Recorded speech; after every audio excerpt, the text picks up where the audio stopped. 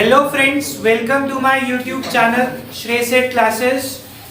हम एक नया टॉपिक स्टार्ट कर रहे हैं। जो चैप्टर हमारा ऑलरेडी चल रहा था, चैप्टर का नाम है बिजनेस एनवायरनमेंट। इसमें लास्ट टॉपिक हमारे पास बचता है, बहुत ही छोटा और बहुत ही सिंपल टॉपिक है, that is the components of new economic policy.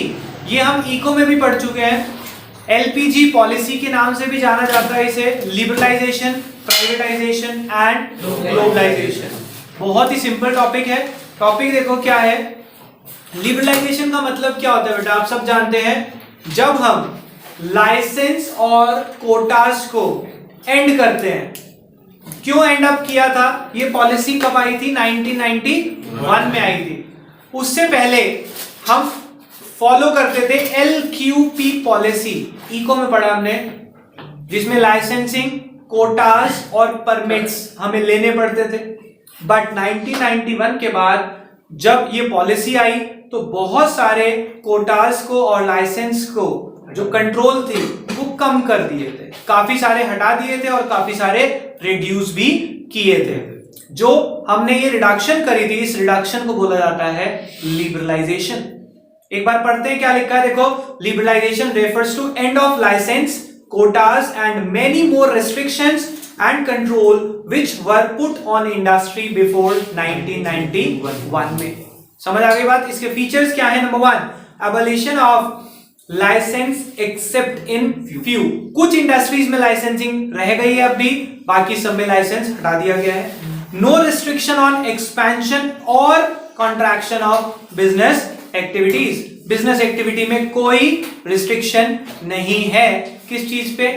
Expand करने में या कॉन्ट्रैक्ट करने। पहले क्या होता था, बिजनेस बढ़ाना है, उस पर परमिशन लो। बिजनेस कम करना है, परमिशन लो। प्राइस बढ़ाना है, प्राइस क्या डिसाइड करना है, सब चीजों पे परमिशन थी। आपको गवर्नमेंट से परमिशन लिए बिना आप कोई भी काम नहीं कर सकते थे।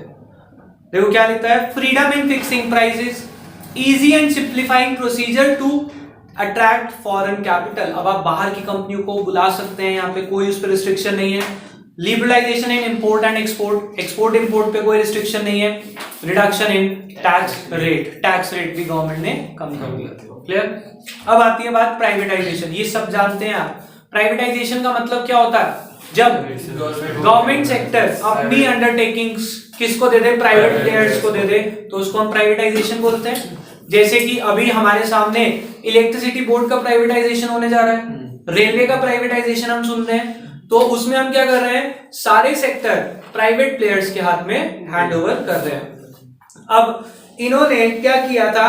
प्राइवेटाइजेशन करने के लिए इन्होंने कंपनीज को बेचा नहीं था, उन्होंने कंपनीज के शेयर्स बेच दिए। हम पढ़ते हैं, 11th में पढ़ा है हमने बिजनेस में, कि अगर किसी कंपनी के 51% शेयर किसी के पास आ जाए तो वो उस कंपनी को कंट्रोल कर सकता है। ऐसे ही पब्लिक कंपनी ने, गवर्नमेंट ने क्या किया था? अपनी कंपनीज के 51% शेयर पब्लिक में डिस्ट्रीब्यूट कर दिए, तो उसका ओनर कौन बन गया? पब्लिक, प्राइवेट लोग बन गए, जो प्राइवेट लोग जिनके पास 51% शेयर होंगे। इसके लिए इन्होंने एक बोर्ड भी सेटअप किया था। बोर्ड का नाम रखा था BIFR, board of industrial and financial reconstruction. ये BIFR, इस बोर्ड का क्या काम था? ध्यान से समझना। गवर्नमेंट ने क्या करा? अपनी अंडरटेकिंग, पब्लिक सेक्टर अंडरटेकिंग को इस बोर्ड को दे दिया और बोर्ड को कहा कि अगर पॉसिबल है तो इस इंडस्ट्री को रिवाइव करवा दो। मान लो वो यूनिट्स कौन सी थी? सिक यूनिट्स। ध्यान से समझना, गवर्नमेंट ने क्या करा प्राइवेटाइजेशन में? जो उसकी गवर्नमेंट की सिक यूनिट्स थी, सिक यूनिट्स मतलब जो यूनिट्स काफी टाइम से लॉसेस में चल रही थी, गवर्नमेंट ने वो यूनिट्स किसको दे दी? प्राइवेट प्लेयर्स को दे, उसको BIFR को दे दी। किसको दे दी? BIFR। BIFR को कहा कि ये जो सिक यूनिट्स हैं, अगर ये रिवाइव कर सकती हैं, दोबारा से प्रॉफिट में आ सकती हैं, तो इस पे पैसा लगाओ और रिवाइव करवा दो। अगर ये रिवाइव नहीं कर सकती, इसको बंद करवा दो, जिससे कि गवर्नमेंट का लॉस कम हो जाए। क्लियर हो गई बात? अभी हमने जैसे इको में पढ़ा कि इलेक्ट्रिसिटी बोर्ड को बहुत नुकसान हुए हैं रिसेंटली, कितने 1000 करोड़ का लॉस पड़ा हमने वहां पे। अब इसीलिए उन्होंने क्या करा कि प्राइवेटाइज करना शुरू कर दिया। किसको? इलेक्ट्रिसिटी को। इसीलिए वो प्राइवेट कर रहे हैं।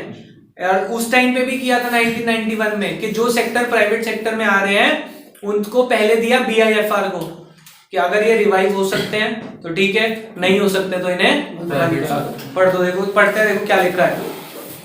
Disinvestment of public sector, sorry privatisation का मीनिंग पढ़ते हैं पहले।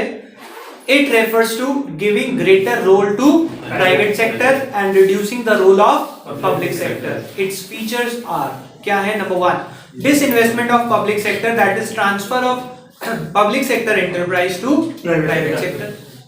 Number 2, setting up of board of industrial and financial reconstruction, that is BIFR. This board was set up to retrieve the sick unit. ये board क्यों बनाया गया था? जिससे कि आप retrieve कर सकें sick units को in the public sector enterprise. Number 3, giving more than 51% shares to private sector and thereby transfer ownership, और उनकी ओनरशिप ट्रांसफर कर दी। क्लियर हो गई बात? Next, globalisation. बेटा ग्लोबलाइजेशन का मतलब क्या होता है, कोई बताएगा? जब आप अपने देश की इकोनॉमी को दूसरे देश की इकोनॉमी के साथ इंटीग्रेट करा दें, या क्या करें? इंटीग्रेट का मतलब क्या होता है? उनको मिला दें, वहां पे फ्री फ्लो अलाउ कर दे। किस चीज का? सब चीजों का, गुड्स, सर्विसेज, कैपिटल, ह्यूमन, सब चीजों का फ्री फ्लो मूवमेंट अलाउ कर दें, उसको हम बोलते हैं ग्लोबलाइजेशन। यस, अभी हम उसको क्या बोलते हैं? ग्लोबलाइजेशन। ग्लोबलाइजेशन से क्या होगा कि आप कहीं पे भी इजीली मूव कर सकते हैं। इससे आपके देश की तरक्की हो जाएगी। क्यों होगी? क्योंकि बाहर से बड़ी बड़ी कंपनियां आएंगी, आपके बिजनेस, आपके देश में इन्वेस्ट करेंगी और इकोनॉमी की जीडीपी बढ़ जाती है। देखो क्या लिखा है, it refers to integration of various economies of the world. पूरे वर्ल्ड की जितनी भी इकोनॉमीज है उसको इंटीग्रेट करा, यानी कि मिलाना, जिससे कि आप फ्री फ्लो ट्रेड कर सके, बाउंड्री लेस ट्रेड कर सके। Till 1991 Indian government was following strict policy in regard to import and foreign investment. कह रहे ना तो वो इंपोर्ट करते थे हम, और ना ही हम फॉरेन की कंपनीज को इंडिया में आने देते थे। कब? Till 1991। But after new economic policy government adopted the policy of globalisation. कह रहे न्यू इकोनॉमिक पॉलिसी के बाद गवर्नमेंट ने क्या फॉलो करा? क्या करा? ग्लोबलाइजेशन। और इसके फीचर्स क्या है? It's features are, number 1, free flow of goods and services across nation, free flow of capital across nation, free flow of information and technology, और free flow of people across borders. Next, reduction in import duty. आप वहां से goods मंगा रहे हैं, उसके ऊपर जो टैक्स लगता है उसको इंपोर्ट ड्यूटी बोलते हैं, वो कम कर दी, और एक्सपोर्ट ड्यूटी तो खत्म ही कर दी। Abolition of export duty. अगर आप इंडिया से आज भी कोई चीज एक्सपोर्ट करते हैं उस पर कोई टैक्स नहीं लगता। बाहर से जो मंगाते हैं उस पर टैक्स कम कर दिया है पहले के कंपैरिजन में, और अभी भी काफी टैक्सेस हैं।